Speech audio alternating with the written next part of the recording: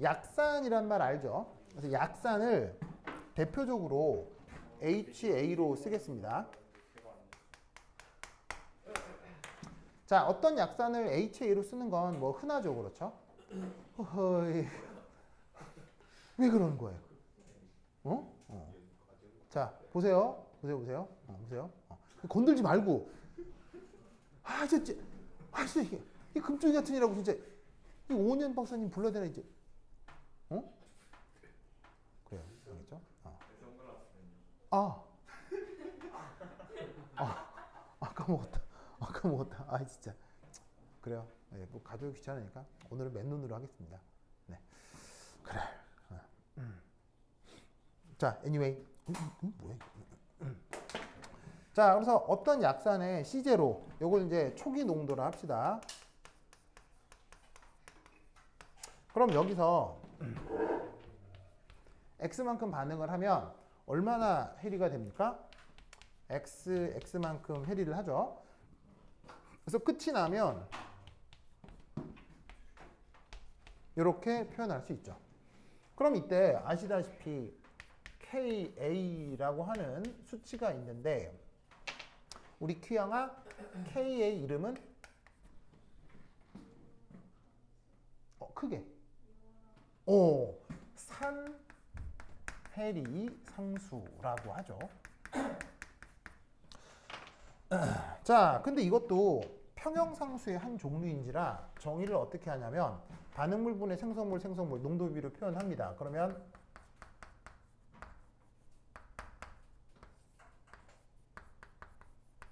짜잔 이렇게 되겠죠? 아, 예? 그 앞에도 있는데 너무 기초적인 내용이어가지고 그냥 뭐 빼고 그냥 뭐 필요한 것만 뽑아서 하려고 하고 있습니다. 네. 왜 저기 준영 좀 불편했어요? 예. 그러니까 앞에는 좀 다른 내용이 있는데 내 머릿속에 커리큘럼이 있는데 그래서 별로 그냥 쉬운 거에서는 빼버렸고요. 자, 그래서 이제 여기 산해리 상수의 정의이기 때문에 나와 있는 이 농도들을 쇽쇽쇽 넣으면 이렇게 표현할 수 있죠. 맞습니까? 자, 그럼 아시다시피 여기서 이놈은 어떻게 될 거냐면 이제 2차 방정식을 풀어야 할 수도 있는 거죠. 왜냐하면 이 x가 미지수인데 그 미지수를 구하려면 얘는 지금 x에 대한 최고차항이 2차니까 얘는 2차 방정식일 수 있죠. 그래서 얘를 전개하면 x제곱 그 다음에 더하기 kax 빼기 kac제로 이런 꼴로 표현이 될 거예요. 그러면 x를 어떻게 구할 수 있냐면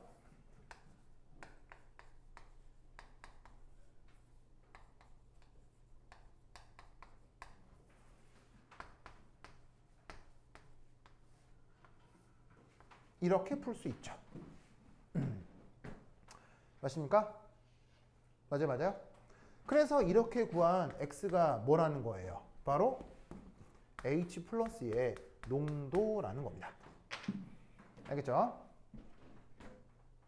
자, 그런데 이렇게 2차 방정식을 풀어서 H 플러스의 농도를 구하는 건 사실 한계가 있죠. 어떤 한계가 있죠? 자, 얘를 이렇게 푸는 건 약간 불편할 수 있어요. 언제 불편하죠? 네, 이걸 계산할 때 불편하죠. 그래서 어떻게 되냐면 이 부분의 계산이 쉽지 않기 때문에 사실 입시에서는 이런 식으로 2차 방정식을 풀게 하지는 않습니다. 보통의 경우는. 알겠죠? 그런데 만약 굳이 2차 방정식을 풀게 만들려고 한다면 뭐를 줄 수도 있겠어요. 루트 안에 어떤 값이 나오고 그 값이 대략 어느 정도의 값인지 알 수 있는 근사치를 줄 수 있겠죠. 그게 아니면 계산기를 줘야 되는데 입시 과정에서는 계산기를 못 쓰니까 루트를 계산할 수 있는 뭔가 근거를 주거나 아니면 2차 방정식을 풀지 않아도 되는 어떤 문제를 주거나 하겠죠. 무슨 말인지 알겠죠? 그래서 여하튼 그거는 조금 이따 얘기를 해보도록 하고 그래서 2차 방정식을 풀 수도 있으나 입시 과정에서 계산기를 쓸 수 없으니 사실 이 방법은 대부분의 경우는 무용지물일 수밖에 없어요. 뭐 어쨌건 이렇게 한다고 치고 그러면 수능 같은 문제에서는 이런 걸 어떻게 해결해요? 거의 100% 근사적 방법으로 해결하죠. 자, 어떻게 근사적 방법을 씁니까? 바로 저기에 있는 초기 농도에 비해서 산해리하는 정도가 아주 작다라고 그냥 냉큼 가정을 해버립니다. 왜냐하면 HA가 약산이니까요. 그러면 제시되어 있는 이 수식에서 얘를 어떻게 바꿀 수 있냐면 이렇게 되겠네요. KA가 오자둔동 요 값이고 위에 근사를 쓰면 이렇게 될 거 아니겠어요? 그죠? 그래서 이때 얘를 다시 바꾸어 쓰면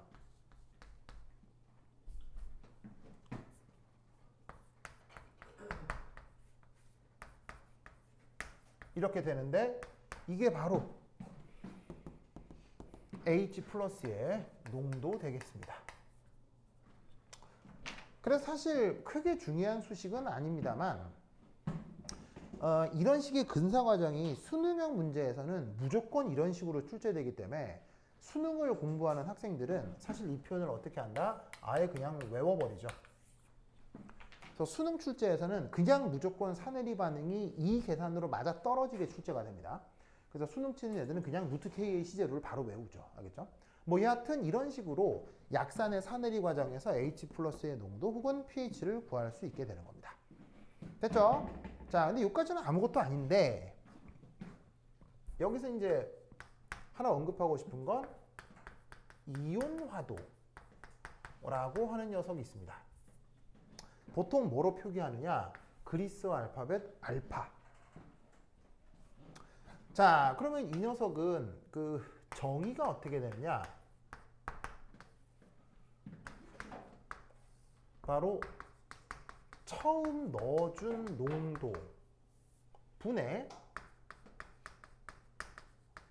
이온화한 농도의 비율을 이온화도로 표현을 합니다.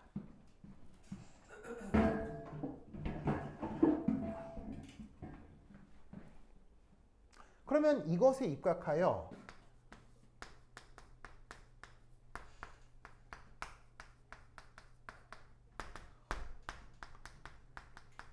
강산의 경우는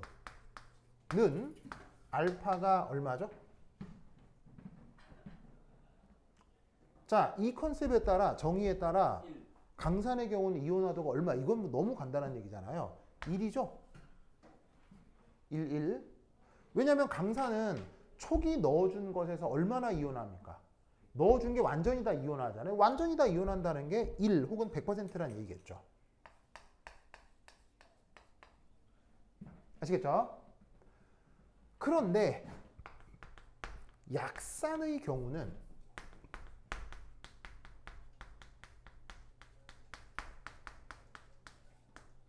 이 알파를 어떻게 표기하겠느냐?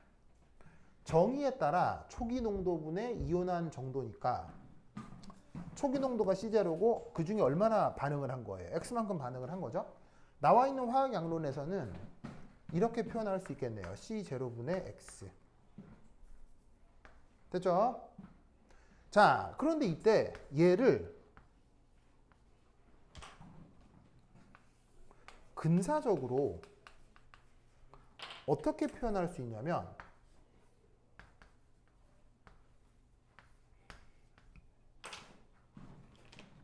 X를 요만큼으로 바꿀 수 있죠.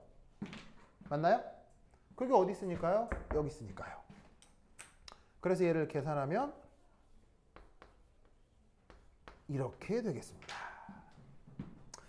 그래서 수능형 문제에서는 산해리 문제가 100% 이렇게 출제되기 때문에 이 수식 또한 수능 치는 학생들은 달달달 외워버리죠. 나도 고등학교 다닐 때 이 수식을 외웠던 기억이 납니다. 그러면 이 수식의 의미는 뭐냐면 C0가 뭐예요? C0, 초기 농도죠. 초기 농도. 그러면 초기 농도가 뭐 할수록? 작을수록 이온화도가 어떻게 된다? 커진다. 그래서 여기서 알 수 있는 그 묘한 논리는 약산의 경우, 자, 여기 잘 봅시다.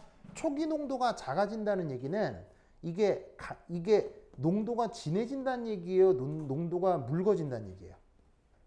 초기 C0가 작아진다는 얘기는 진해진다는 얘기예요? 묽어진다는 얘기예요? 묽어진다는 얘기죠.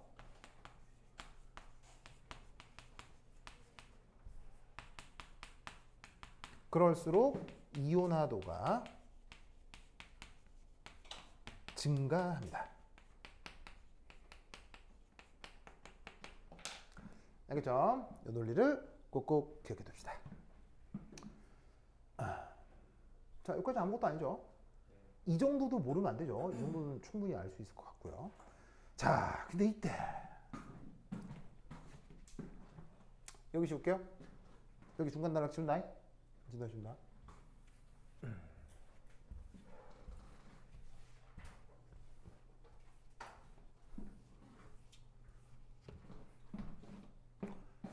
그러면 3.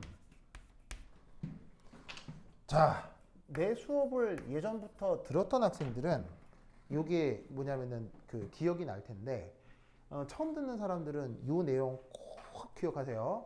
입시 문제에 엄청 나와요. 입시 문제에 엄청 나오는데 이걸 아는 교사들이 별로 없어서 여러분들한테 얘기를 잘 못 해줘요.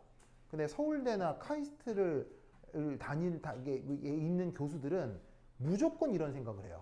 근데 고교교사 정도 되는 사람들은 이 생각을 하는 사람들이 별로 없어요. 왜냐면 이걸 알려면 분서과학 책을 진짜 열심히 공부해야 되거든요. 진짜까지는 아니고 좀 봐야 되는데 보통의 고교교사들은 분서과학 책을 잘 안 보시는 것 같아요. 그래서 이것의 존재를 잘 모르나 대학에서 교수할 정도면 다 알고 있는 내용이에요. 그래서 꼭 알아두셔야 되는데 바로 그 이름하여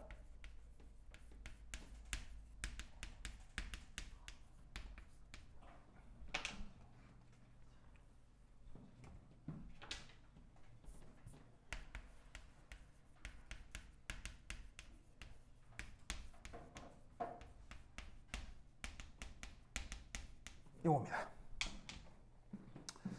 자, 뭐 단어가 좀 이상하죠. 뭐 저런 단어를 보면 아는 단어인 것 같기도 한데 잘 알지는 못하는 것 같고 좀 애매하잖아요.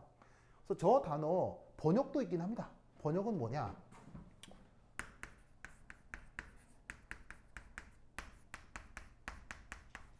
분율 조성 이렇게 되도 않게 번역합니다.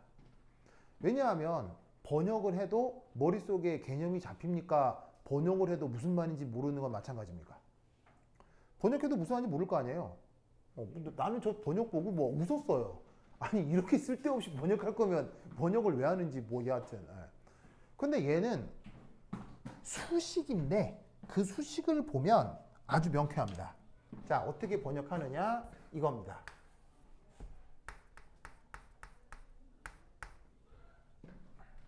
어떻게 번역하냐면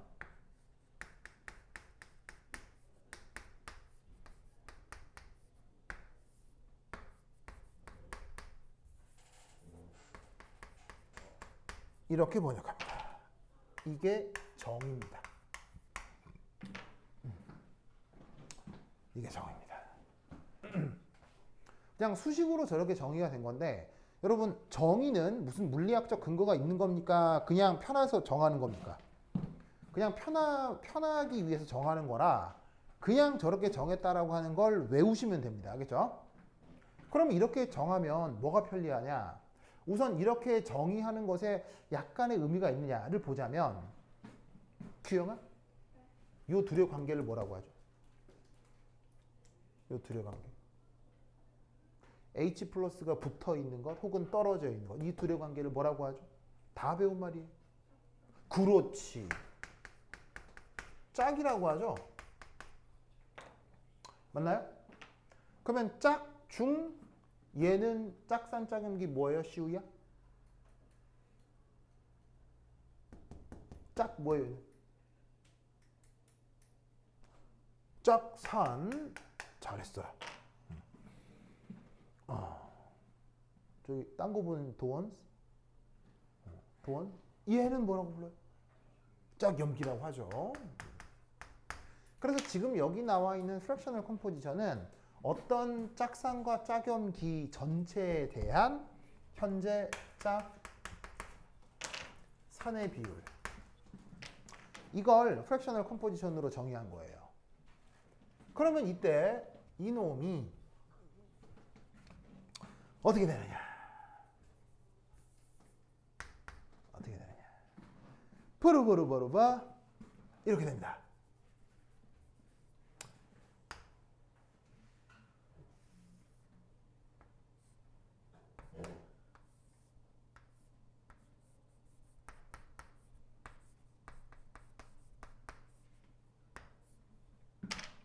제역?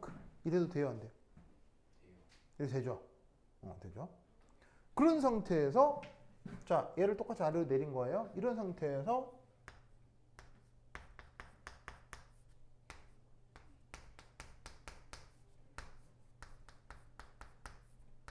이래도 돼요, 안 돼요, 민판? 이래도 되죠? 되죠? 그러면 이때 얘를 어떻게 바꾸어 쓸 수 있느냐?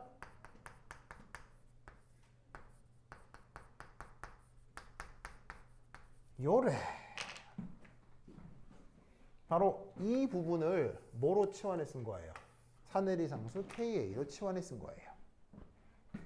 그래서 저 프랙셔널 컴포지션은 짝산 짝음기에 대한 어떤 화학종의 비를 프랙셔널 컴포지션이라고 하는데 이걸 뭐로 바꿀 수 있다? H 플러스와 사내리 상수로 표현할 수 있어요.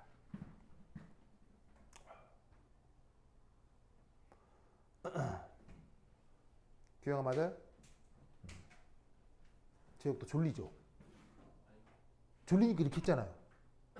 나 졸음운전 할 때 하는 행동인데?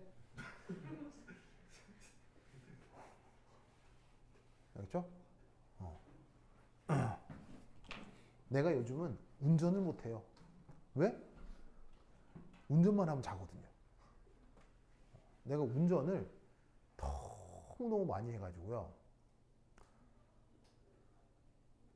두 번째 차를 사고 2년 만인가 20만 킬로를 뛰었어요, 진짜로. 왜냐면 그때 수업이 서울, 경기도 막 이렇게 있어가지고 서울에서 하고 경기도에서 하고 막 서울 안에서도 강북에서 하고 뭐 강서에서 하고 막 뭐 강동에서 하고 막 미친 듯이 수업이 많았어가지고 그때 수업 많을 때 운전을 하도 많이 해서 운전만 하면 자요. 그래서 사고가 너무너무 많이 났어요. 그래서 졸다가 박은 적이 그렇게 많아요. 그래서 요즘은 운전을 안 해요. 운전을 안 해요. 운전하는데 학이 떼어가지고. 그렇다고 또 운전을 또 못하느냐. 아니, 못한다기, 뭐 잘한다 못한다기보다는. 그렇다고 뭐 운전을 뭐 얌전하게 하느냐. 아니요. 나 운전하면 막 250 이렇게 나와요. 200, 내가 260? 뭐 이렇게 하여튼 뭐. 평균 180이고, 뭐 밟으면 260 이렇게 나오거든요. 이렇게 해서 내 차 한 번 탄 사람은 두 번 다시 안 타요. 네. 안 졸릴 때는 사고가 안 나거든요. 안 졸릴 때는. 근데 이제 졸다가 사고가 나서 이러다가 진짜 졸다가 죽겠다 싶어가지고 그 이후로 운전을 안 하는 거예요. 그래서 뭐 하여튼 그래. 그래서 내가 졸음 운전할 때 갑자기 내가 너무 졸리면 이렇게 하거든요. 옆에서 김선아가 스톱! 하면서 김선아가 냉큼 바꿔요. 김선아가 운전도 잘하거든요. 하여튼 그렇다. 자, 봐요. 그래서 얘를 이렇게 바꿨다는 거 알겠죠? 아시겠어요? 그러면 이것도 있겠죠. 이것도 있겠죠. 맞나요? 큐형아 이것도 있겠죠. 이것도 있겠죠. 이건 어떻게 바꾸면 돼요? 이건 조금 정의해 보겠어요. 얘는 짝산, 짝염기 전체에 대한 누구의 비율이겠어요? 짝염기의 비율이겠죠? 그러면 이거 역시 요것처럼 바꿀 수 있겠어요? 찬유? 어떻게 돼요? 어떻게 바꿀 수 있어요? 읊어보세요.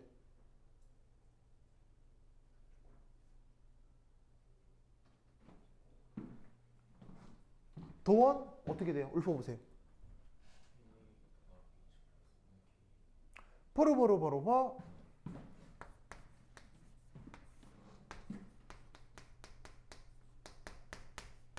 이렇게 되는 거 아시겠어요?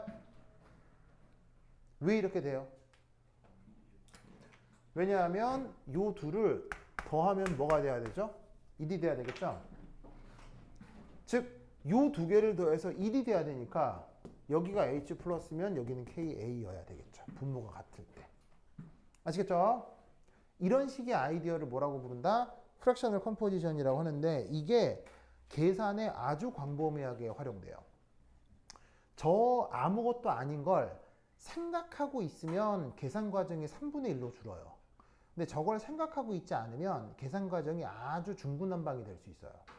그래서 공부를 좀 한다는 사람들은 저 생각을 3년기 문제에서 항상 해요. 알겠죠? 항상 저 아이디어를 가지고 있어요. 그래서 여러분들도 이 논리를 꼭 기억하기를 바라면서 문제를 하나 내볼까요?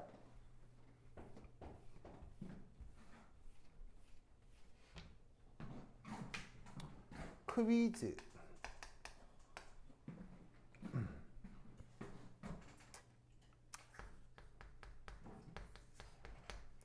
약산의 경우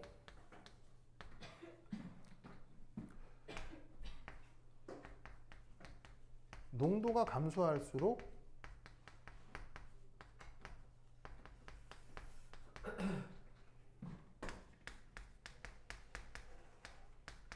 이온화도는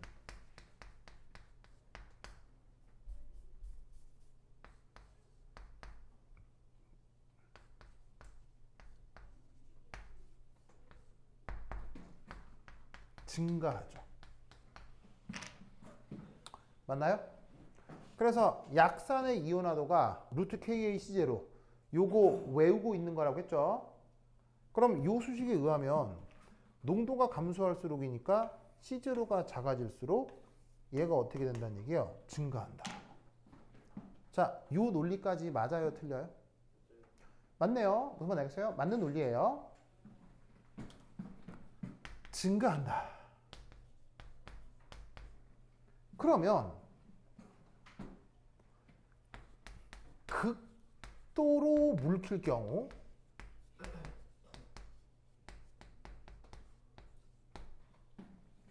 알파가 1이 되어서 그 약산은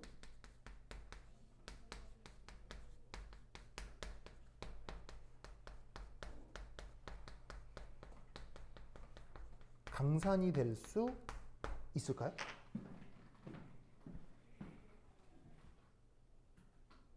자, 작아지면 커진다며요. 어? 그러면 작아지면 커지니까 이온화도가 계속 커져서 이온화도의 최대값은 얼마예요? 정의상? 이온화도는 최대값이 1이잖아요. 1보다 커질 수는 없죠. 너 준 것 중에 얼마나 반응을 하는 거냐니까. 너 중에 다 반응해도 100%가 최대잖아. 그러면 작아지면 커지니까 계속 커져서 1이 될 수 있냐는 거죠. 그러면 1이 되면 이온화도가 1이면 100% 이온한 거지? 그럼 그때 그걸 우리가 뭐라고 불러요? 강산이라고 하잖아. 그러면 처음엔 약산이었는데 물켰더니 강산이 되네. 이게 말이 되냐고요?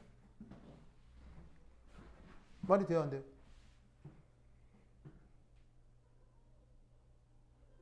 자, 우선 될 수 있느냐 안 될 수 있느냐부터 거수로 투표를 해보도록 하겠습니다. 우리 민주사회에 살기 때문에 다수결을 하자는 거죠. 자, 약산은 강산이 될 수 있다. 될 수 없다. 큐형이하고 도원이 커플. 큐형아, 왜 도원이랑 커플하기 싫어요? 큐형이하고 도원이만 될 수 있다고 했어요. 그런 걸 두 개를 페어, 커플이라고 하죠. 도원 맞아요?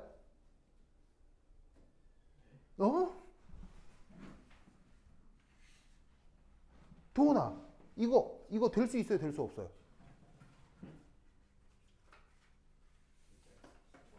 에? 약간, 아까 된다며요.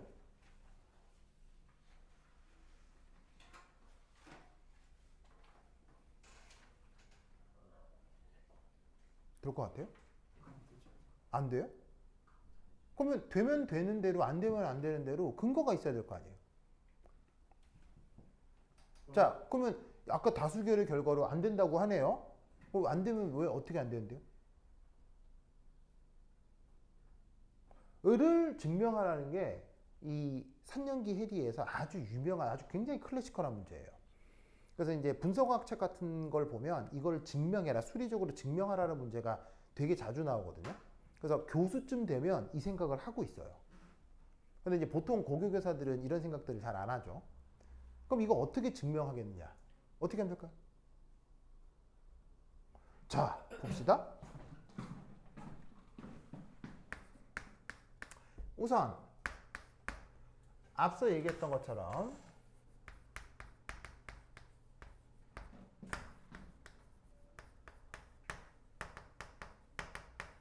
이 생각을 한번 해보도록 하죠.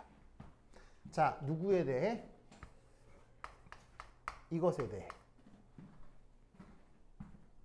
자, 그러면 A-의 프랙셔널 컴포지션은 앞서 여기 있는 정의처럼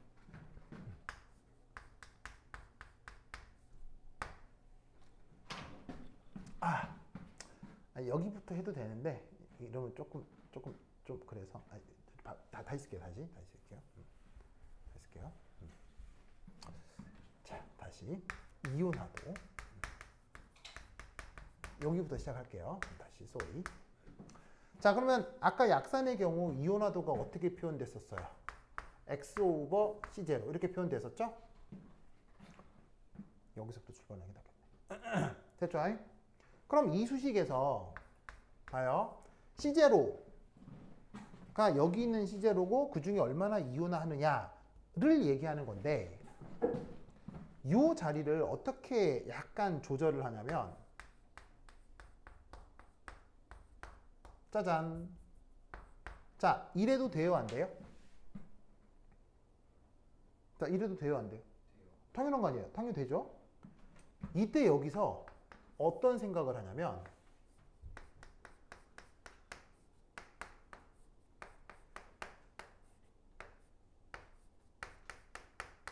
얘를 이렇게 바꿔줍니다.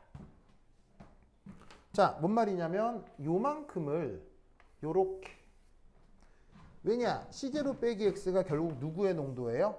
약산 HA의 평균상태 농도죠. 그리고 그 짝염기 A-의 농도는 X로 나타나니까 이 X 자리에다가 얘를 집어넣는 거죠. 아시겠죠? 맞습니까? 그러면 이게 바로 뭐예요? 아까 앞에서 얘기했던 A-의 프랙셔널 컴포지션이죠. 그럼 여러분 봐봐요. 약산의 이온화도 알파가 이렇게 표현되는 건 지금 여기 보시다시피 정확한 표현이에요? 근사적 표현이에요? 근사적 표현이죠. 이 근사적의 의미가 뭘까요? 약산의 이온화도를 이렇게 근사적으로 표현했다의 근사적의 의미가 뭘까요? 바로 산염기 반응에서 근사적이라는 것의 의미는 바로 물의 자체 이온화를 무시한다는 얘기예요. 자, 물은 자동 이온화할 수 있죠. 스스로 H2O가 H 플러스 OH-로 이온화할 수 있잖아요. 그런 자동 이온화를 무시할 때 사실은 이 표현을 쓸 수 있다는 뜻인데 자, 봐. 여기 어떤 말이 있냐면 극도로 물켜요. 극도로 물키면 차라리 그 약산이 많은 거예요? 물이 더 많은 거예요? 극도로 물킨다는 얘기는. 물이 더 많죠. 물이 더 많은 경우는 사실 뭘 무시할 수가 없냐면 물의 자동 이온화를 반드시 고려해야 되는 상황이라는 거예요. 무슨 말씀인지 아시겠어요? 그러니까 극도로 물키면 해당 약산은 존재하지 않고 물만 많은 상태니까 물의 자동 이온화를 고려해야 하는데 이 수식은 물의 자동 이온화를 전혀 고려하지 않은 채로 이도가 된 거거든요. 그러니까 조건이 같은 거예요, 조건이 다른 거예요? 조건이 다름으로 이것으로 이 상황을 설명할 수 있다 없다? 설명할 수 없는 거예요. 무슨 말인지 알겠어요? 그렇다면 극도로 묽은 경우는 무엇을 가지고 설명해야 되냐는 거죠. 바로 이런 식으로 근사 없이 정확한 표현으로 설명을 하는 수밖에 없는 거예요. 여러분 잘 봐요. 이거 근사인가요? 근사 아니죠. 정이죠. 자, 이거 근사인가요? 정확한 표현이죠. 이거 근사인가요? 정확한 표현이죠. 즉 이온화도의 정확한 표현이라는 것은 앞서 언급했던 프랙셔널 컴포지션의 짝염기 비율을 뜻하는 거예요. 알겠죠? 그러면 이때 얘는 여기에 나와 있는 것처럼 어떻게 바꿀 수 있어요?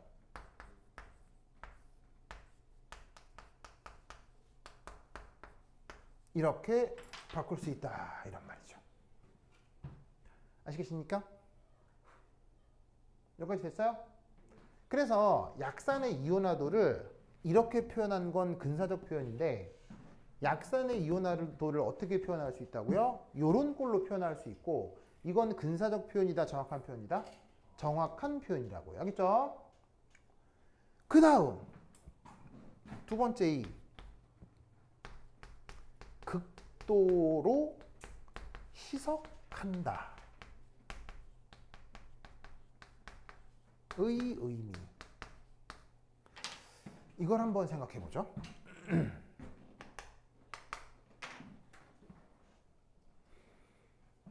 자, 예를 들어서 뭐 이렇게 하필 또 아무것도 없네.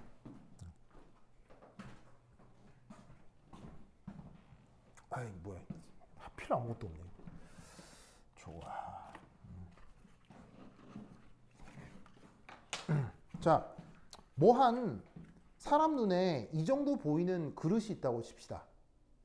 그럼 사실 얘는 뭐 이렇게 심하게 큰 거예요? 심하게 작은 거예요? 그렇지 않은 보통의 그릇이잖아요. 그럼 여기다가 예를 들어서 내가 갑자기 소변이 급해가지고 여기다가 오줌을 절반쯤 쌌어요. 어? 민판 왜 너 그 뭐냐면 쉬하니까 부끄러워요? 오줌을 절반쯤 쌌어요. 그리고 여기다가 물을 절반 부었어요. 그럼 이건 뭐가 돼요? 그냥 오줌물이죠. 아니 물에다가 오줌 절반 섞으면 그냥 오줌물이죠. 뭐만 알겠어요? 그런데 내가 갑자기 바다에서 막 헤엄을 치는데 갑자기 쉬가 내려온 거예요. 그래서 바다에서 헤엄치다가 바다에서 쉬했어요. 그럼 그건 뭐예요? 그럼 그게 뭐가 돼요? 바다에서 쉬하면 그럼 그거는 오줌물이에요? 그건 그냥 바다가 되죠. 무슨 말하는지 알겠어요? 그럼 여러분 극도로 희석하게 되면 그건 여전히 약산 수용액인가요? 극도로 희석하면 그건 뭐가 되는 거죠? 방금 얘기했잖아요. 그냥 물 조금 담긴 데다가 오줌 싸면 그냥 여전히 오줌물인데 바다 같은 데다가 오줌 싸면 그건 오줌물이냐고요. 바다 같은 데다가 오줌 싸면 뭐야? 그냥 바닷물이잖아요. 그럼 이 상태가 극도로 희석된 상태죠. 그러면 보세요. 극도로 희석한다. 그 말은 그 수용액은 거의 뭐가 됐다는 얘기예요. 시원 거기 거의 뭐가 된 거라는 얘기예요. 극도로 희석했다면 그 수용액이 거의 뭐가 된다는 얘기예요.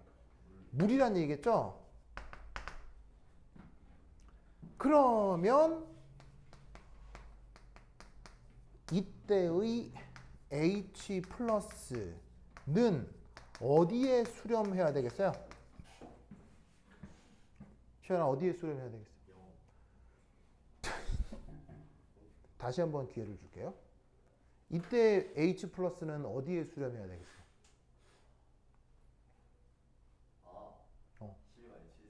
바로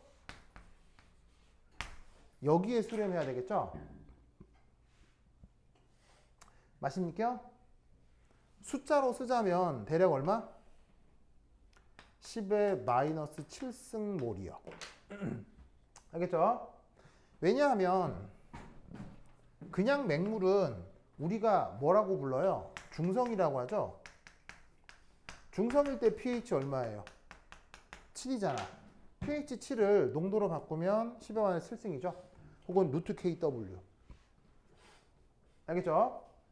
그러면 이제 여기에 있는 이 이온화도를 한번 생각해 보자고요. 바로 어떻게 될 거냐? 초기 농도 C0가 0으로 수렴한다.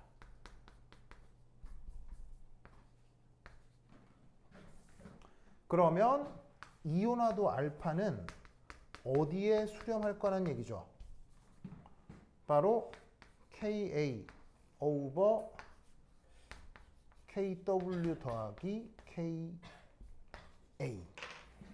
여기에 수렴하게 된다는 얘기입니다.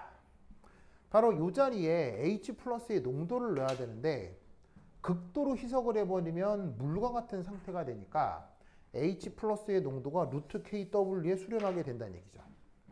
무슨 말인지 알겠죠? 그러면 여러분 얘는 1이에요? 1이 될 수 없어요? 자, 이 값은 1이에요? 1이 될 수 없어요? 1이 될 수는 없죠. 희석을 하면 증가할 수는 있지만 최대로 증가하는 값이 약산의 경우 1이 아니라 여기에만 수렴하게 되는 거예요. 그러면 아무리 희석해도 약산이 강산이 되는 일은 벌어지지 않습니다. 무슨 말인지 알겠죠? 그래서 이 문제는 사실 굉장히 많은 얘기들을 담고 있기 때문에 이 문제를 이렇게 해결한다라는 거를 꼭 알아두시기 바랍니다. 알겠죠? 논리를 꼭꼭 기억해 두시기 바랍니다. 오케이, 됐다. 자, 쓰였어요? 다 썼죠? 다 썼죠? 좋아.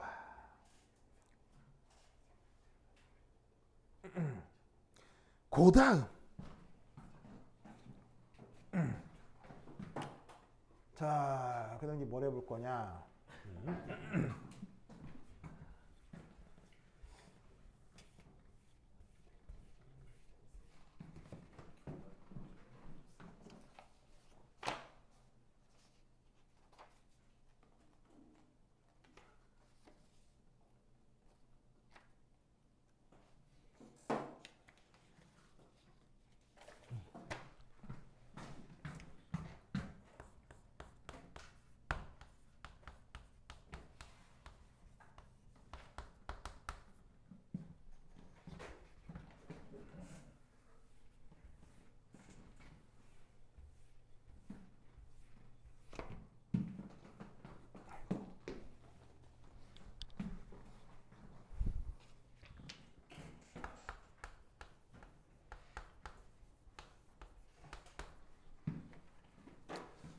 자, 예를 하나 들어볼 건데,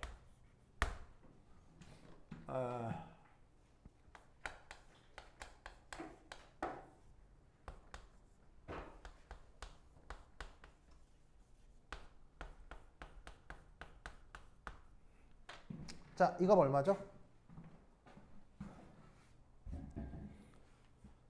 자, 저거 얼마일까요? 시연아, 저 얼마예요?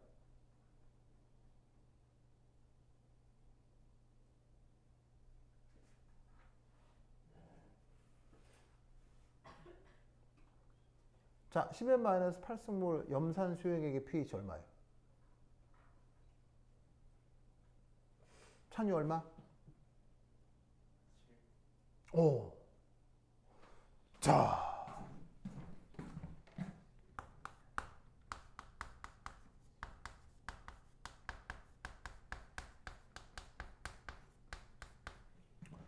자, 요걸 조금 이제 잘못 접근하게 되면 이런 생각을 할 수 있습니다. HCl은 우리가 강산으로 분류하죠. 그러면 이온화도가 얼마예요? HCl은 이온화도가 100%죠.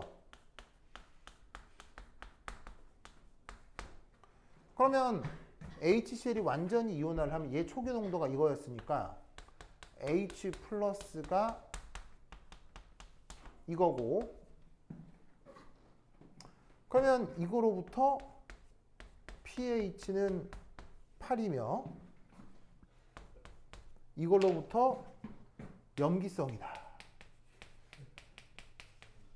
라고 얘기하면 되겠어요, 안 되겠어요? 매우 잘못된 것이다. 알겠죠? 아십니까? 그래서 이때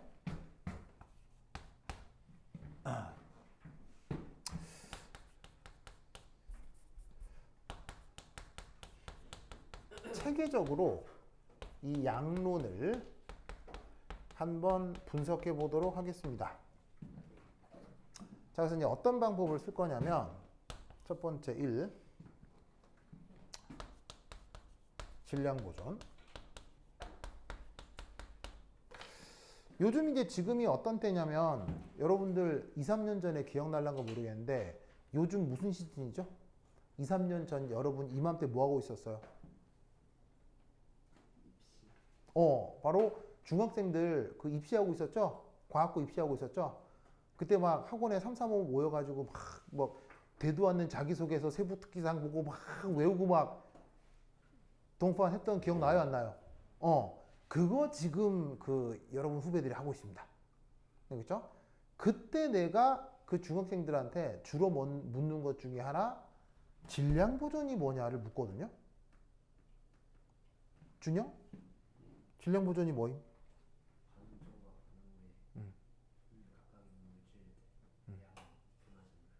양이 안 변한다. 양이 염소가 안 된다는 얘기죠. 양이 변하지 않는다. 양이 안 변하면은 염소도 안 되고 개구리도 안 되고 양은 양으로 있다. 이런 거죠.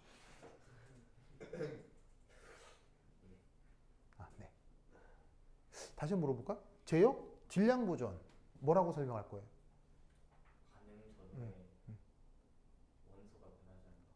정답! 박수!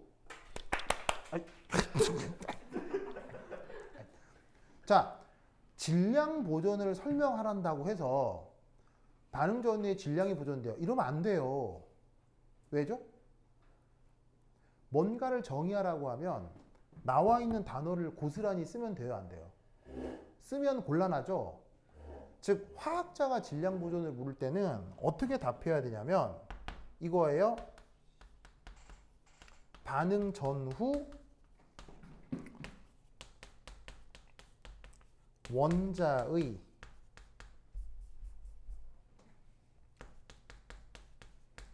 종류와 개수 요게 변치 않는다 라고 답하셔야 됩니다. 알겠죠? 그래서 요즘 내가 중학생들한테 많이 짚고 넘어가는 게 이겁니다. 자, 아시다시피 근대화학적으로 원자를 정의한 사람이 누구예요?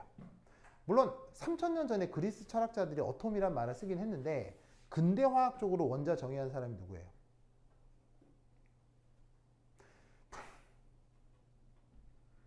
톰이요? 톰소요? 뭐 톰소요? 자, 준영아 뭐라고? 달턴이죠. 달턴. 자, 달턴이 정의한 원자의 특징은 뭐예요? 달턴은 원자를 쪼갤 수 없는 걸로 정의했죠. 쪼개지지 않는다는 말을 왜 얘기했을까요, 달턴은? 바로 이 원자가 화학의 질량 단위이기 때문이에요. 질량을 가지고 있는 알갱인데 안 쪼개진다고 하면 그 질량이 그대로 있겠지. 즉 질량 보존을 설명하기 위해 원자라는 질량 단위를 새롭게 도입한 거예요. 달턴이. 아시겠어요? 그래서 달턴의 원자설은 거의 대부분 다 틀린 내용이지만 근대화학 양론으로서의 원자를 정의했기 때문에 달턴의 원자설을 지금도 높게 생각하는 거예요. 알겠죠? 의미 있다고 생각하는 거예요. 그래서 질량 보존을 화학자가 물으면 질량이 보존돼. 이게 얘기하면 안 돼. 알겠어요? 화학자가 물을 때는 원자의 종류와 개수가 불변이다. 이렇게 답해야 돼요. 알겠죠? 여러분들은 이제 말로 답해야 되니까 이런 하나하나의 정의도 기억해 두시고 그러면 제시되어 있는 염산의 그 뭐냐면 산의리 반응에서 질량 보존이 어떻게 일어날 거냐라는 거죠. 바로 이렇게겠죠.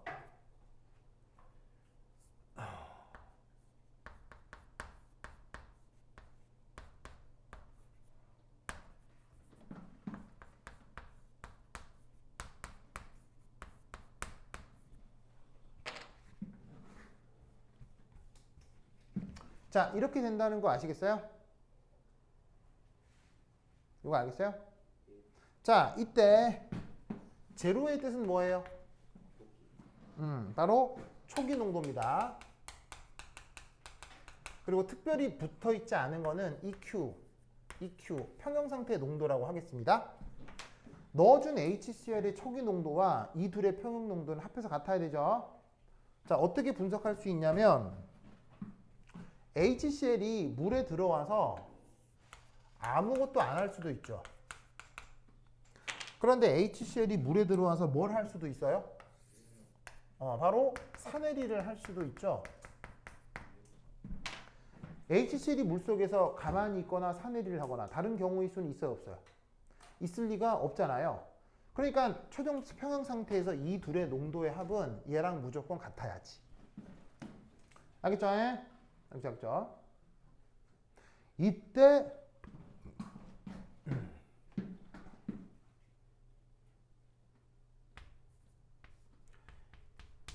HCl은 어쨌건 속성이 강산이죠. 맞나요? 그러면 HCl은 어차피 속성이 강산이기 때문에 이온화도 얼마나인 거예요? 이온화도가 100%죠. 그래서 얘는 HCl의 평형 상태의 농도를 뭐라고 가정할 수 있죠? 이거 뭐라고 가정할 수 있을까요? 0이라고 가정할 수 있다는 거 알겠어요? 왜냐하면 물에 들어온 HCl 중 그대로 있는 놈도 있겠냐 없겠냐는 거예요.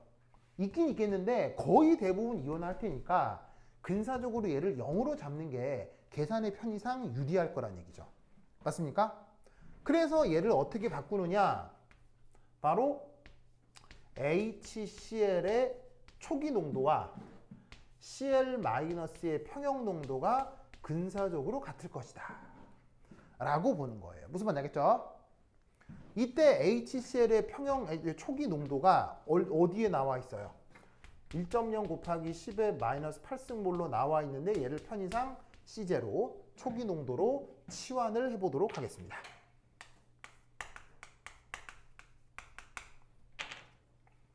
그래서 이게 제시된 반응의 질량 보존식인데 그 질량 보존식에서 최종 Cl-의 평형 농도는 HCl의 초기 농도랑 거의 같을 것이다.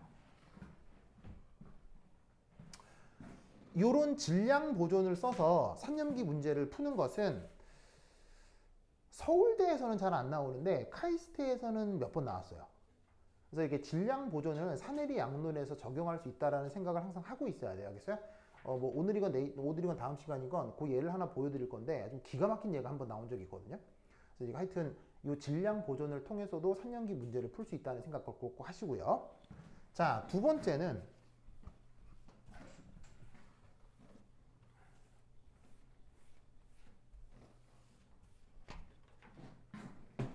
이 질량 보존 말고 무슨 보존도 되어야 하죠? 바로 전하량 보존도 되어야 하죠.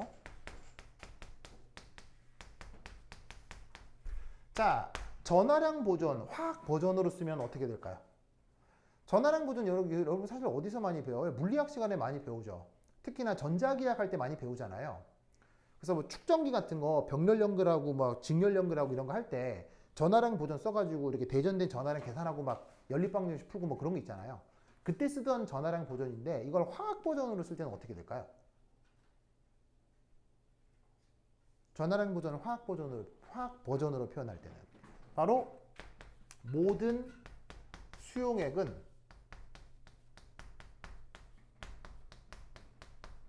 전기적으로 중성입니다. 이게 화학 반응에서 전하량 보존을 활용하는 방식입니다.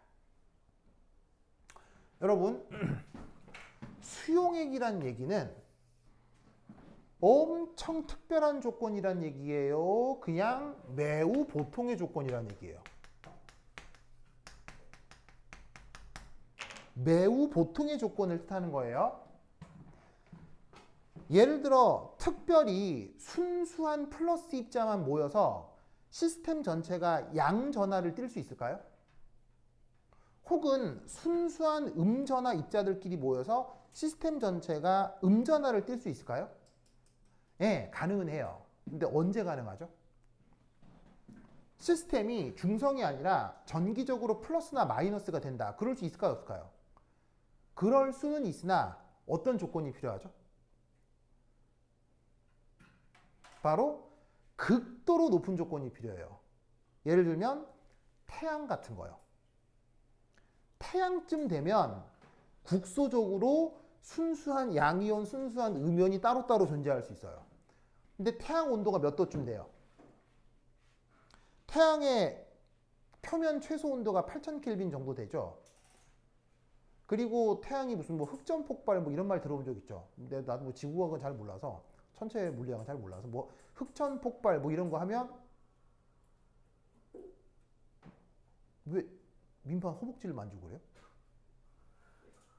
응? 아니 가만히 있는 민판의 허벅지는 왜 더듬어요? 참 재밌는 사람이야. 자, anyway. 그래서 태양처럼 극도로 높은 온도거나 아니면 혹시 여러분 이런 말 들어본 적 있어요? ICP라는 말 들어본 적 있어요? 줄임말인데 인덕티블리 커플드 플라즈마라고 하는 애들인데 기체분자를 마찰시켜서 온도를 극도로 올리는 테크닉이 있어요. 그래서 이제 요 같은 경우는 그 온도가 몇 도까지 올라가냐면 실험 장비인데 10,000켈빈 정도까지 올라가게 할 수 있거든요. 이런 경우쯤 되면 진짜 순수한 양이온, 음이온을 만들어낼 수 있어요. 그러니까 이 정도 온도가 아니고서는 전기적으로 순수한 상태를 만드는 건 불가능해요. 그러면 우리가 실험하는 조건은 대충 무슨 조건이에요? 그냥 이런 상온 상태죠. 그런 상태에서는 에너지적으로 양이온이나 음이온을 독립적으로 만들 수가 없는 거예요. 그래서 우리의 보통의 조건에서는 무조건 모든 물질들이 다 정기적으로 중성인 거예요. 알겠죠? 그래서 우리 몸도 생명체도 전기적으로 플러스예요, 마이너스의 중성이에요? 생명체도 정기적으로 무조건 중성인 거예요. 알겠죠? 그래서 그걸 화학 반응에 적용하는 테크닉을 전하량 보존이라고 하는데 그걸 하려면 어떻게? 이 경우 나타날 수 있는 모든 이온들을 조사해 보는 거예요. 자, HCl만 물에 넣었어요. 그러면 나타날 수 있는 이온에는 뭐뭐뭐가 있을지 살펴보자는 얘기죠. 자, 우선 어떤 양이온이 나타날 수 있죠? HCl 물에 넣었어요. 어떤 양이온이 나타날 수 있죠? 바로 H 플러스가 나타날 수 있죠. 자, 다른 양이온이 있나요? 지금 이 시스템에서는 다른 양이온이 없네요. 그냥 물에다가 HCl만 넣은 거니까요. 그러면 양이온은 됐고 음이온은 뭐가 있을 수 있죠? 바로 Cl-가 있을 수 있죠. 그죠? 왜냐하면 HCl 넣었으니까요. 그 다음 무슨 이온이 있을 수 있죠? OH-가 있을 수 있죠. 자, OH-는 왜 생기죠? 바로 가수분해의 결과 만들어질 수도 있죠.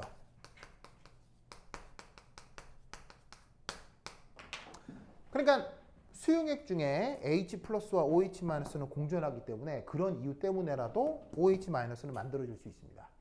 그럼 이때 여기가 전기적으로 중성이 되려면 어떻게 돼야 된다?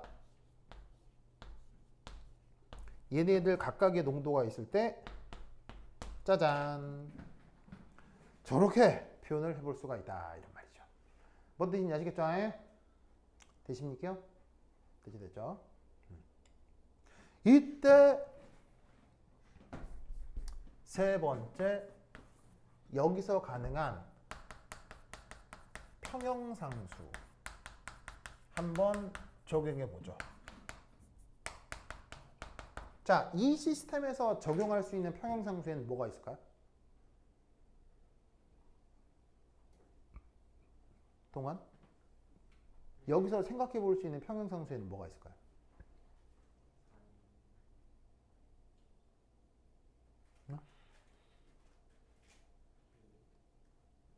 KA요? 누구의 KA?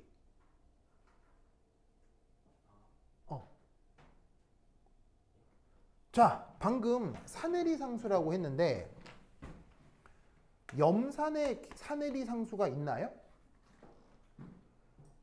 염산에 산해리 상수가 있다면 값이 얼마일까요? 준영? 얼마일까요? 염산에 산해리 상수가 있다면 얼마일까요? 무한대겠죠? 왜? 산해리 상수의 정의가 뭔데요? 산해리 상수의 정의가? 예를 들어 HCl 넣은 것 중에 평형 상태에서 H 플러스와 Cl 마이너스의 농도비, 이게 산해리 상수잖아요. 그런데 앞서 강산이기 때문에 평형 상태에서 HCl 농도 얼마라고 했어요? 0이라고 가정했잖아요.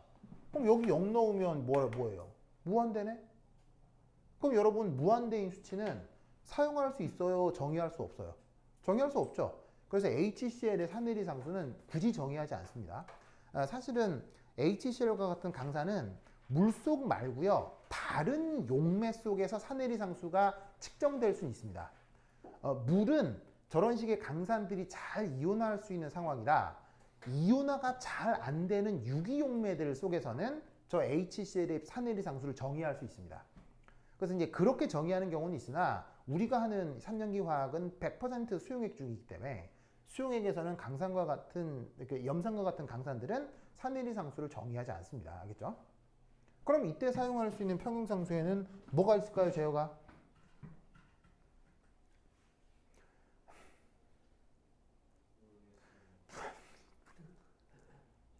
뭐가 있을까요? 이때 정의할 수 있는 산해리 상수에는 뭐가 있을까요?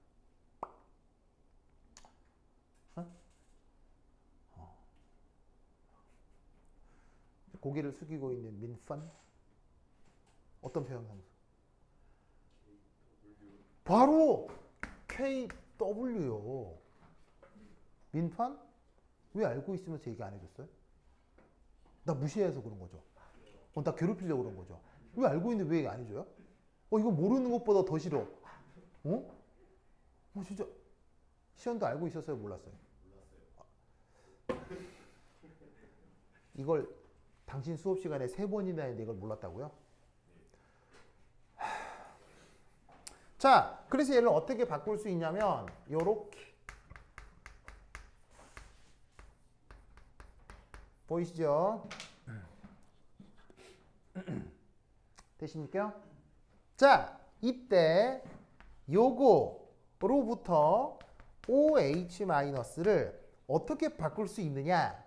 바로 H 플러스 빼기 C0로 바꿀 수 있죠? 왜냐하면 Cl-의 농도를 아까 근사적으로 이렇게 볼 수 있었잖아요. 평행 상태에서 HCl 농도가 없다고 하면 Cl-는 초기 농도 C0랑 거의 비슷해지죠. 그래서 이 자리에다가 얘를 넣은 거예요. 그럼 OH- 이렇게 바꿀 수 있죠? 그럼 여기 있는 OH-를 어디에 넣으라는 얘기예요? 여기다가 이 앞 넣으라는 얘기죠. 아십니까? 그럼 얘는 다시 어떻게 바뀌느냐? H 플러스 농도의 제곱 C0 H 플러스.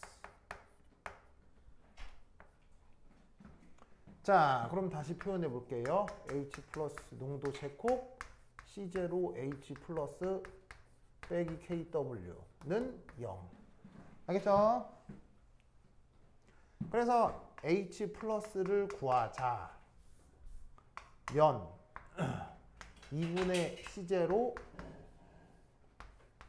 제곱 4KW 이렇게 되겠네요.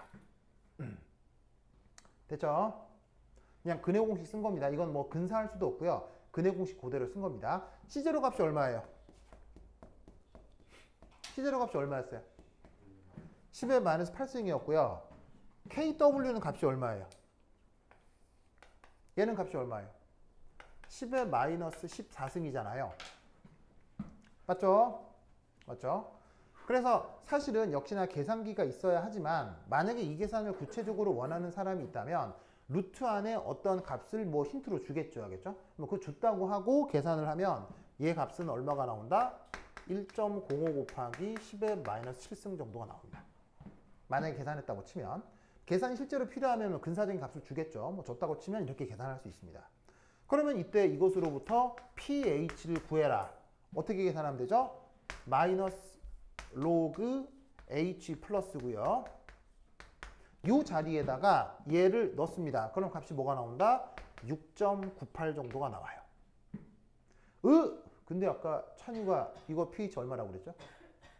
찬유가 아까 이거 pH 얼마 된다고 그랬죠? 7이라고 했죠? 답은 7이에요. 무슨 말인지 알겠죠? 6.98이나 7이다. 그러면 이 또한 무슨 얘기냐면 아까 내가 뭐라 그랬어요? 바다에 쉬하면 오줌물이라고 그랬어요? 바닷물이라고 그랬어요? 바다에 쉬하면 바닷물이라고 했죠? 그럼 잘 봐요. 10의 8승물은 고농도예요? 저농도예요? 극단적인 저농도죠? 그럼 얘는 염산 수용액이 아니라 얘는 그냥 뭐예요? 그냥 물인 거예요. 아까 얘기했던 그 논리 그대로죠. 아시겠죠? 그래서 직관적으로 그냥 물이기 때문에 pH가 7이다라고 답해도 돼요. 그런데 얘가 굳이 풀어본 이유는 다음에 해볼 그 카이스트 기출문제 때문에 그래요. 카이스트 기출문제에 이 질량 보존의 개념과 전하량 보존의 개념을 쓰질 않으면 엄청나게 헤매는 문제가 있어요. 저 두 개를 꼭 써야 풀리는 3년기 문제를 카이스트에서 출제한 적이 있어서 그래서 그것 때문에 겸사겸사 설명을 드렸습니다. 알겠죠? 자, 여기까지 됐어요? 됐죠? 근데 이때 얘를 어떻게 접근해 풀 수도 있냐면 이렇게 접근해 풀 수도 있습니다. 여기 지울게요. 이 중간에 지워도 되겠어요? 지울게요. 지우자. 쓱쓱쓱쓱.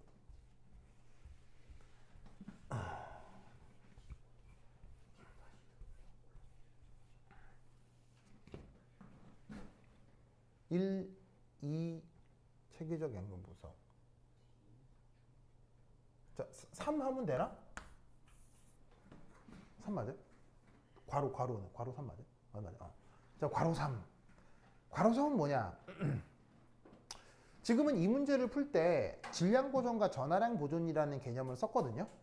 근데 사실 고교 교과 과정에서 질량 보존, 전하량 보존을 평형양론에 도입해요? 잘 도입하지 않아요? 잘 도입하지 않죠. 그래서 얘를 질량 보존과 전하량 보존이라는 개념을 도입하기가 껄끄러운 경우는 고교 교사들의 경우 이 설명 방식을 써요. 근데 이 설명 방법도 나쁜 방법 아니에요. 괜찮은 방법인데 이 방법은 질량 보존, 전하량 보존 쓰지 않고 기존의 그 고교 수준의 화학 양론을 그대로 활용해서 풀 수 있는 방법이에요. 자, 뭘 고려한다?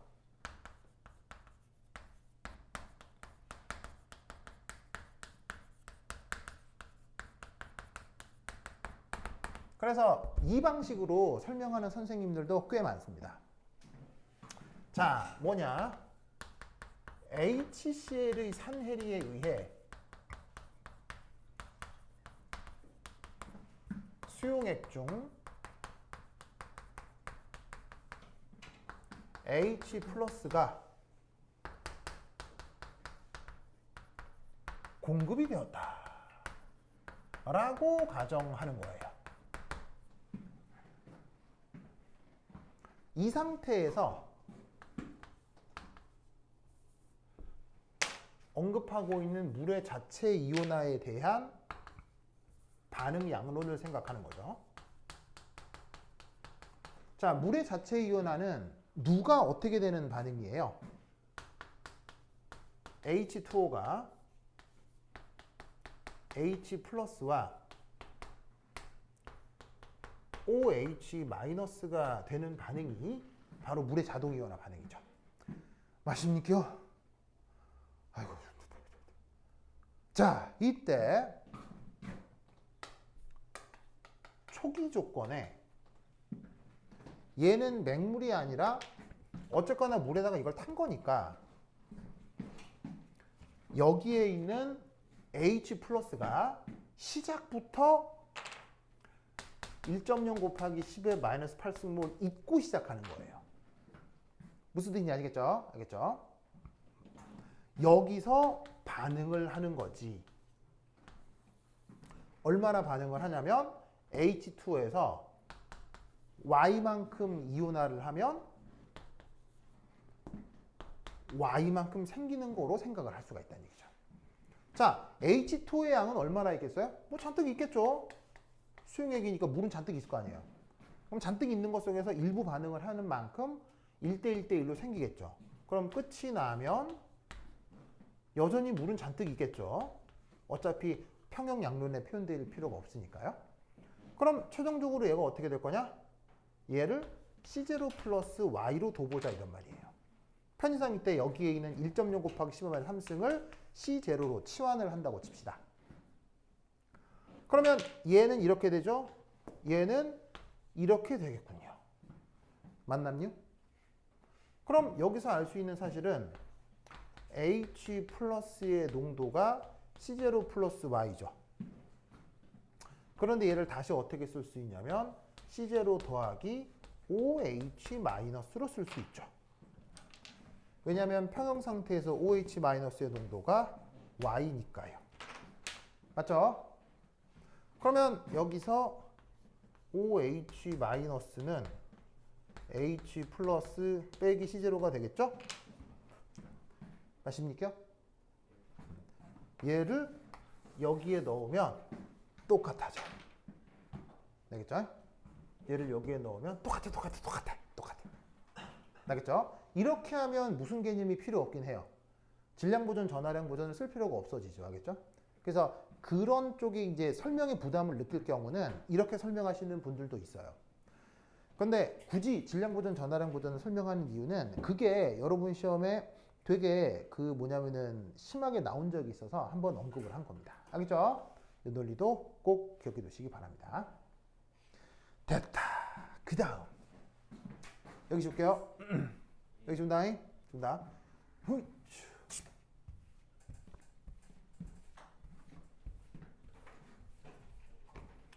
자, 그 다음 3년기 반응 양론에서 또 뗄래야 뗄 수 없는 거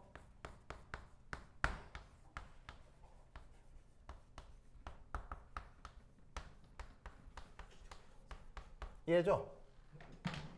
우리말 번역이 뭡니까? 우리말 번역이 뭐예요? 바로 그 유명한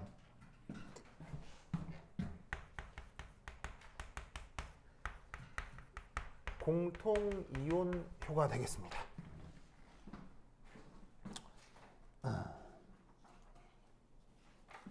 자, 이 공통이온 효과와 관련해서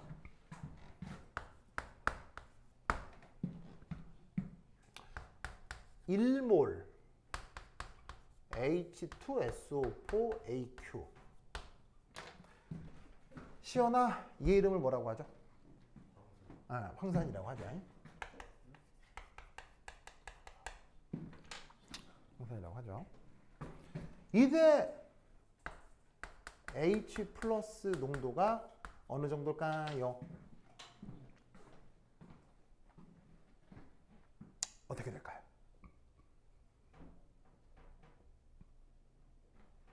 얼마일까요? 사실 직관적으로 답할 수도 있으나 약간 계산을 위해서 데이터도 말씀드리겠습니다.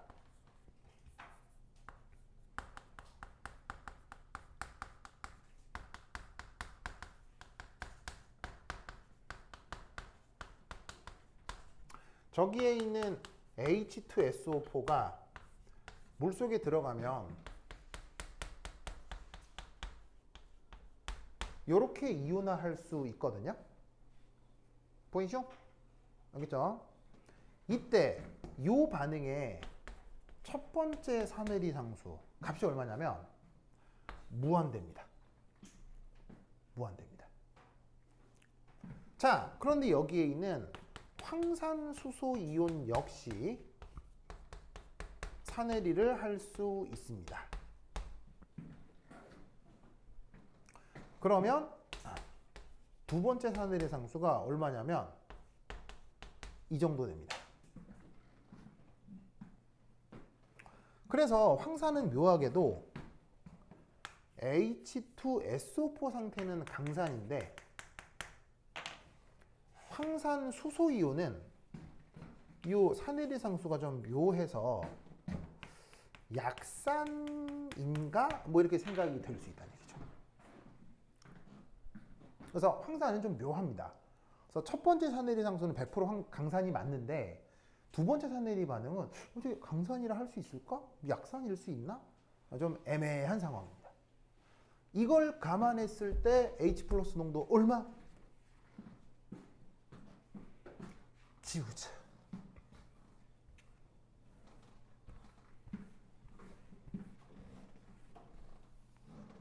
자, 그럼 이 또한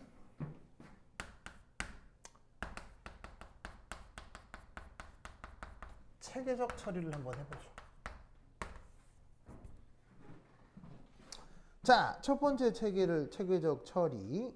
우선 뭐부터 해볼 거냐? 질량 보존.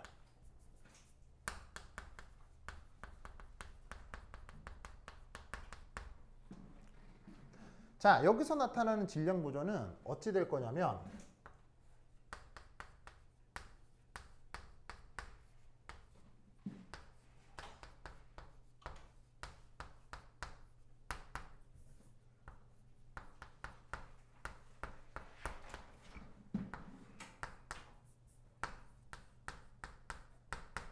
요 네 개 사이 관계에서 질량 보존이 나타나겠죠. 자, 어떻게 질량 보존이 나타날 수 있을까요?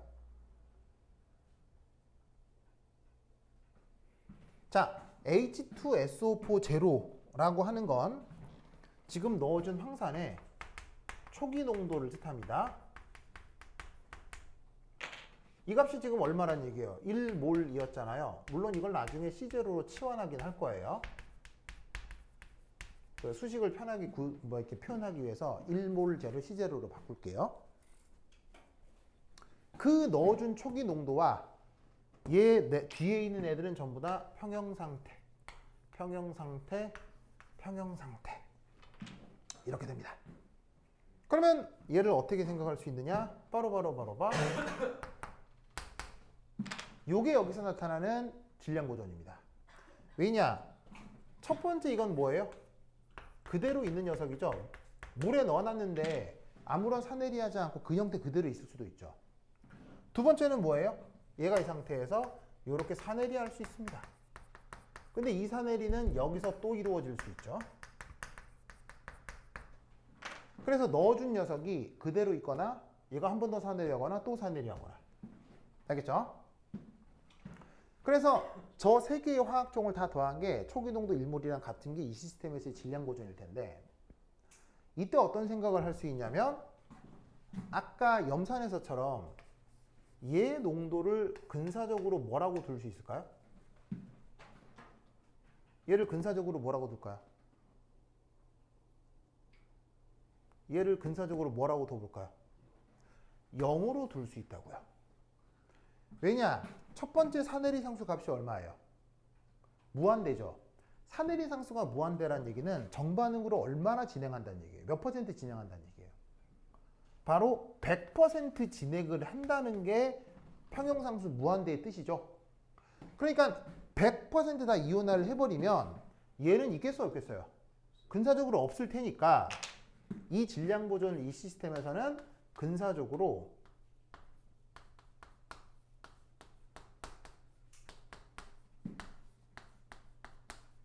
요렇게 잡을 수가 있다는 얘기예요. 알겠죠?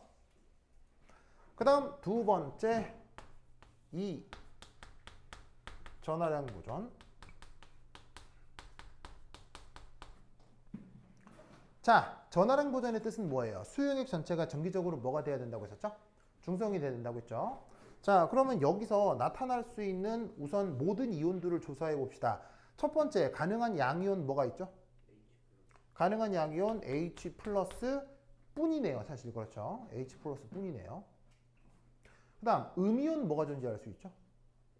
음이온 OH 마이너스가 존재할 수 있죠. 왜? 물이 뭘 할 수 있으니까요? 물의 자동 이온화가 가능하니까요. 그 다음 또 어떤 음이온이 가능하죠? 황산 수소 이온이 나타날 수 있죠. 그리고 마지막으로 또 어떤 이온이 존재해요? SO4 E- 이온이 존재할 수 있죠. 맞죠? 맞습니까? 그러면 이때 이들 사이에 어떤 관계가 전하량 보존입니까? 전기적으로 중성이 되려면 바로 봐. 얘 농도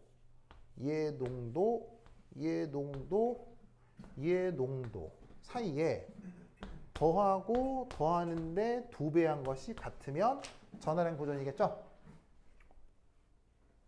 이해하셨어요? 이해했죠?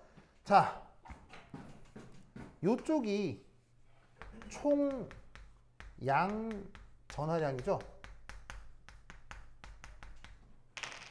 그리고 여기서부터 여기까지가 이게 총 전하량이죠? 그게 같아져야 전기적으로 중성이 될 거 아니에요. 이때 유념할 건 여기에 더블링이 되는데 나머지 것들은 입자 하나당 전하량의 크기가 111이거든요. 근데 입자 하나가 2-니까 이놈 개수의 더블링이 되는 게 음전하가 되는 거겠죠. 무슨 말인지 알겠어요? 그래서 그렇게 고려를 해주면 여기서 전하량 보존은 1이 표현할 수 있습니다. 됐죠? 그 다음 여기 준다. 여기 줄게요.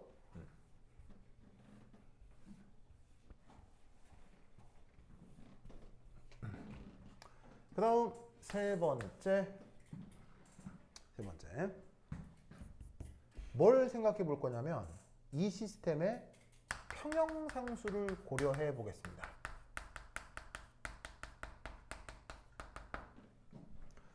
이 반응에 나타날 수 있는 정의될 수 있는 평형상수는 바로 KA2 되겠네요. 자, 얘는 정의상 뭐냐면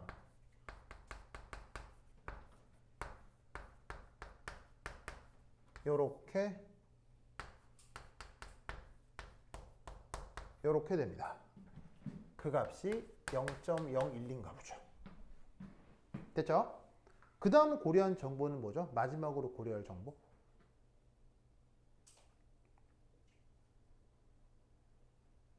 그 다음 고려할 정보는 뭡니까? 시연, 그 다음 고려할 정보는 뭐예요? 바로 마지막으로 KW입니다. KW는 뭐예요? H 플러스 농도하고 OH 마이너스의 농도 곱인데 보통의 온도 조건에서는 10의 마이너스 14승으로 표현되죠. 그럼 이때 어떻게 되느냐? 1, 2, 3, 4를 연립합니다. 그러면 최종적인 결과가 어떻게 되냐면 이렇게 돼요.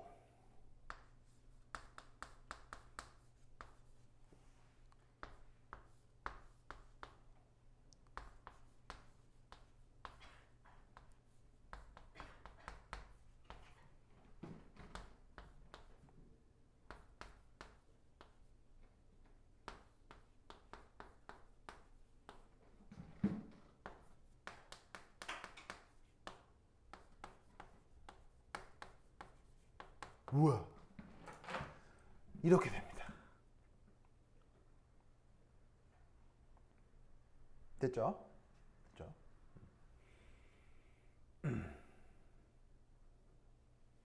됐죠?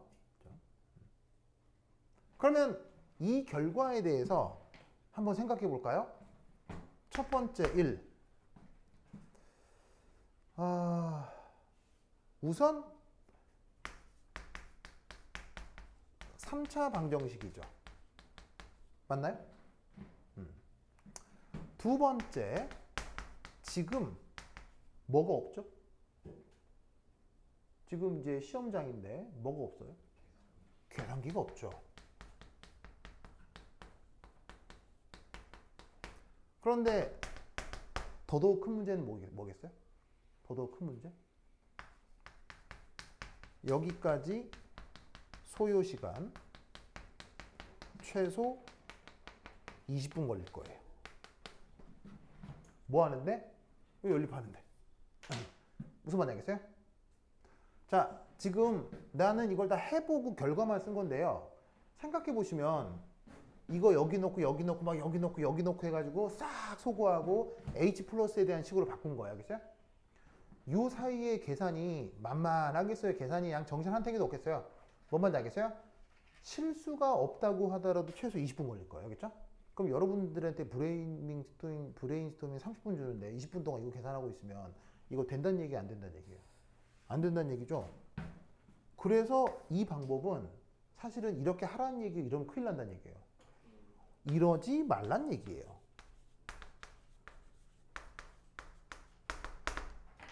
그런데도 왜 말씀드렸느냐?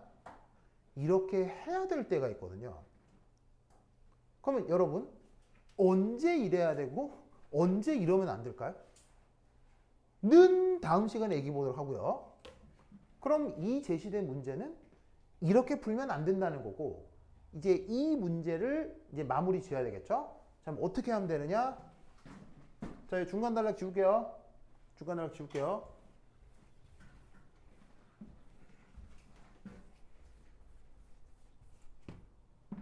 그러면 두 번째 2.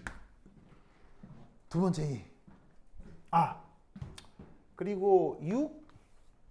5에서 6. 그래도 어쨌건 풀었다면 H 플러스 값이 얼마 나오느냐? 바로 이 정도 나옵니다. 내가 다 해봤어요. 알겠어요? 내가 다 해보고 이거 그냥 그래서 결국 계산기가 있어서 그 좋은 계산기로 막 계산을 하면 이런 값이 나옵니다. 뭐 뜻인지 아시겠죠? 자, 그런데 시험장에서는 소용없는 거죠. 그렇죠? 그럼 시험장에서도 써먹을 수 있는 방법 뭐다? 두 번째 제목이 뭘까요? 교영아, 이 두 번째 제목은 뭘까요? 이거 금방 끝나요. 이것만 하고 갈 거예요. 크게. 근사. 근사는 근사죠. 바로 공통이온 효과입니다.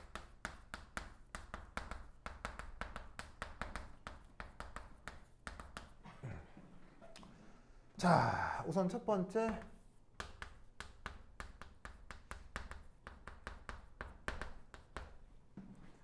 보시다시피 첫 번째 사내리는 평형상수가 무한대인 관계로 얼마나 진행되죠? 100% 진행되죠.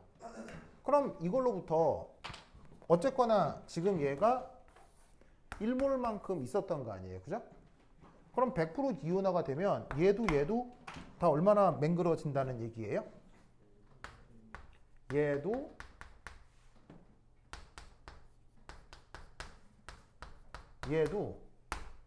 첫 번째 사내리 이후에는 이게 된다는 얘기잖아요. 맞습니까? 맞죠? 자, 그런데 얘는 두 번째 사내리가 이루어지죠. 누구? 아래 이거.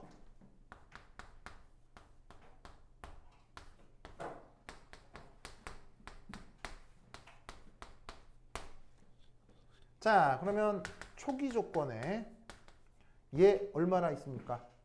시작부터 첫 번째 사내리에서 1몰 농도만큼 있죠.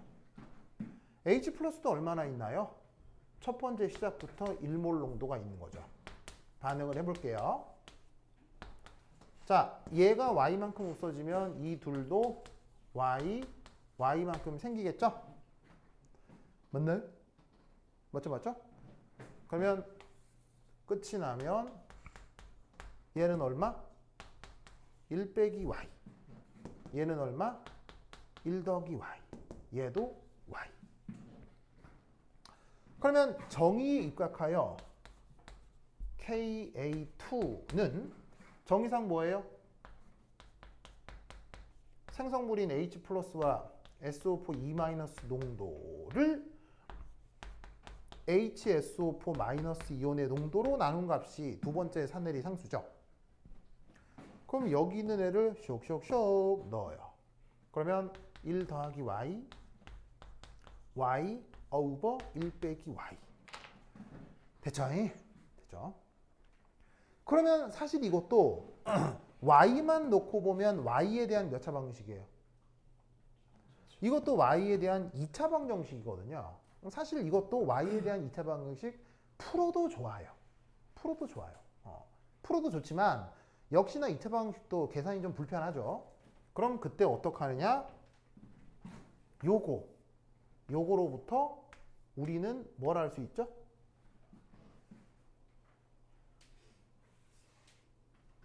이거로부터 우리는 뭘 할 수 있죠?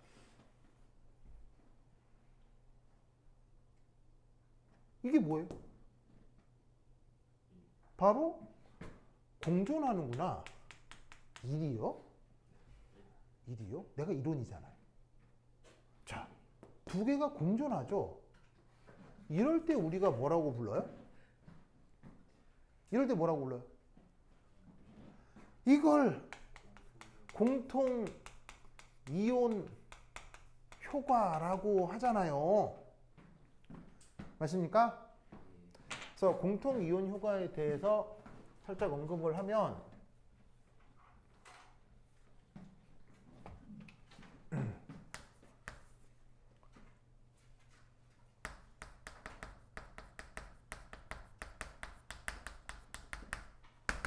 첫 번째 1.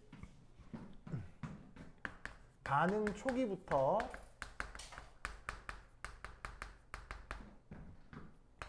반응물과 생성물 일부가 공존합니다. 두 번째, 평형상수가 1보다 작은 편입니다. 그러면 공통이온 효과가 보통 적용됩니다. 자, 왜냐? 그러면 결과적으로 어떻게 돼? 정반응 진행 정도가 매우 작아지죠. 이걸 공통이온 효과라고 하는데 이 공통이온 효과에는 무슨 이론이 숨어 있습니까? 무슨 원리가 숨어 있습니까? 바로 르 샤텔리에 원리가 숨어 있죠.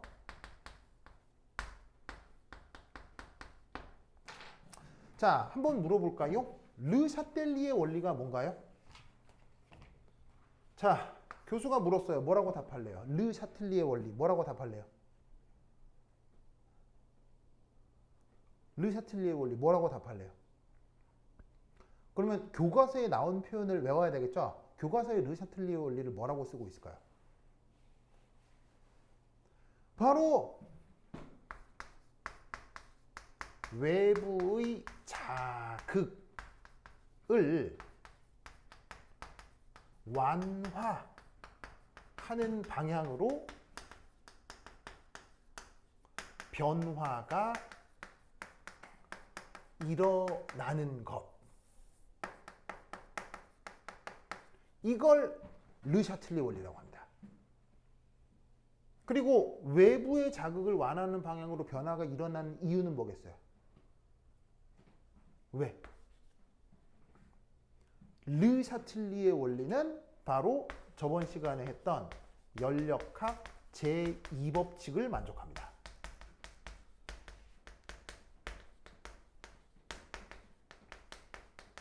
외부의 자극이 있죠? 그걸 완화시키면 전 우주 엔트로피가 커집니다. 무슨 말인지 아시겠어요? 그래서 르 샤틀리의 원리는 그냥 오는 게 아니고 연력학 제2법칙을 필요충분 조건으로 또한 바꾼 게 르 샤틀리 원리예요. 무슨 말인지 알겠어요? 즉, 르 샤틀리의 원리가 만족하는 쪽으로 변화가 진행이 되면 그때 어떻게 된다? 전우주 엔트로피 변화는 0보다 커져요. 그래서 르 샤틀리의 원리와 전우주 엔트로피 증가는 서로 필요충분 조건입니다.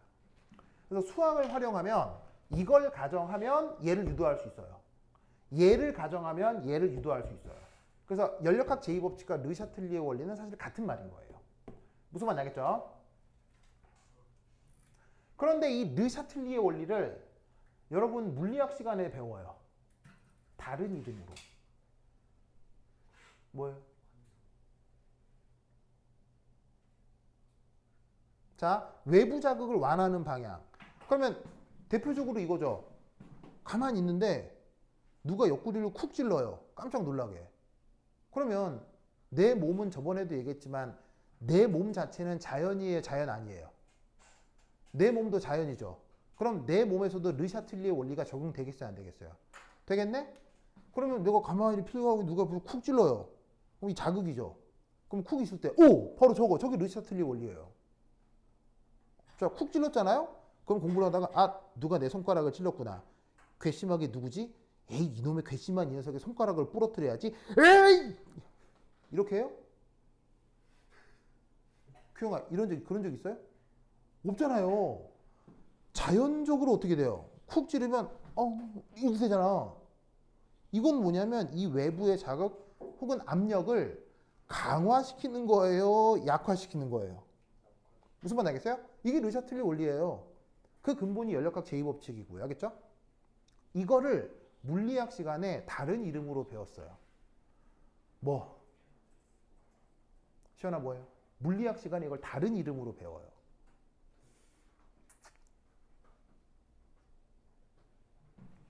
찬유, 이거 물리학 시간에 다른 이름으로 배워요. 뭐예요?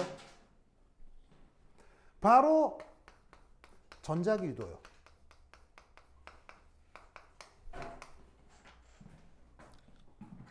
코일이 있는데 코일에 자석을 푹 넣어요. 그러면 자기장이 강화되는 외부 자극이 생기죠. 그러면 코일은 아이고 자기장 어서 오십시오 이래요? 어떡하죠? 밀어내는 자극을 줄이는 방향으로 자기장이 새로 생기죠. 이걸 물리 시간에 뭐라고 배워요? 전자기 유도라고 배우는데 그 근원은 연력학 제2법칙이에요. 그래서 여러분이 물리 시간에 배웠던 내용들도 사실은 고전 역학은 고전적인 연력학이건 뭐 전자기학이건 역학이건 다 뭐의 영향을 받고 있다? 연력학 제2법칙의 영향에서 벗어날 수는 없어요. 무슨 말인지 알겠죠? 그래서 어쨌거나 뭐 정반응 진행 정도가 매우 작아진다. 누구 얘기하는 거겠어? 요 y겠죠? 이게 very small. 그럼 여기서 어쩌라는 얘기예요? 무시. 그러면 근사적으로 뭐만 남아요? y만 남네? 근데 y가 얼마예요? 0.012죠? 됐죠? 그러면 드디어 끝 H 플러스 농도는 어떻게 돼요? 최종적으로 H 플러스 농도 어떻게 돼요? 1 플러스 Y죠? 그럼 Y는 뭐 나와요? 1.012. 알겠죠? 그러면 아까 1시간 걸려서 계산한 결과 1.0117이죠? 이렇게 할래요? 이렇게 할래요? 이렇게 하라는 얘기예요. 무슨 말인지 알겠어요? 이게 공통이온 효과의 무서운 점이에요. 꼭 외워야 돼요. 알겠죠? 얘는 또 다음 시간에 해야 할 침전 평형하고도 직접적 관련이 있으니까 꼭 기억하시고. 그런데 진짜로 이렇게 해야 될 특별 케이스가 있어요. 그게 어떤 경우냐는 오늘 내가 프린트 쪽대본 하나 나눠드린 거 있죠? 찾았어요? 다음 시간까지 그 두 문제를 읽어오시고 풀어오세요. 해설지가 붙어 있으니까 잠깐 그냥 나와 있는 문제 푸시고 그 다음에 다음 시간에 내가 또 설명을 드릴게요. 그래서 다음 시간까지 좀 공부를 해와요. 알겠죠? 나눠드린 쪽대본은 뭐냐면 저번 시간에 내가 뭐 드렸어요? 저번 주에 뭐 드렸어요? 저번 주에 카이스트 기출 문제 모음 드렸죠? 기억나요? 거기에 있어요. 거기에 있는 건데 카이스트 기출 중에 3년기 문제만 오늘 쪽대본으로 뽑아서 드린 거예요. 알겠죠? 그래서 다음 시간까지 거기에 있는 3년기 문제 2개가 있을 건데 이 두 문제를 풀어보세요. 이 두 문제는 아주 독특하게도 공통점과 차이점이 있어요. 알겠죠? 그걸 다음 시간에 말씀드릴 테니까 공부를 좀 해와요. 알겠죠? 오케이, 됐다. 그럼 여기까지. 다음 시간 만나요. 안녕.